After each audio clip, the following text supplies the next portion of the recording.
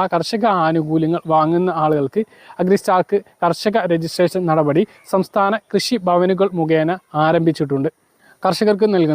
കർഷകർക്ക് ലഭിക്കുന്ന PM കിസാൻ സമ്മാൻ നിധി, വിള ഇൻഷുറൻസ്, കർഷക യന്ത്രങ്ങൾക്കുള്ള സബ്സിഡി, മണ്ണ് പരിശോധന കാർഡുകൾ, വളം സബ്സിഡി ഉൾപ്പെടെയുള്ള കർഷകർക്ക് ലഭിക്കുന്ന എല്ലാ ആനുകൂല്യങ്ങളും സേവനങ്ങളും തുടർന്നും കൃത്യമായിട്ട് ലഭിക്കുന്നതിന് വേണ്ടിയിട്ട് അഗ്രിസ്റ്റാർക്ക് കർഷക രജിസ്ട്രേഷൻ നിർബന്ധമാണ്.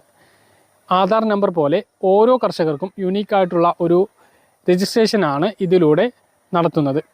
ആദ്യഘട്ടത്തിൽ എല്ലാ കൃഷി ഭവനുകൾ മുഖേനയും സൗജന്യമായിട്ടാണ് ഇത് ചെയ്തു വരുന്നത്. അക്ഷയ കേന്ദ്രങ്ങളിലൂടെ ഇപ്പോൾ ഇത് ചെയ്യാൻ കഴിയുന്നില്ല. കൃഷിഭവനിൽ പോയിട്ട് തന്നെ ചെയ്യണം.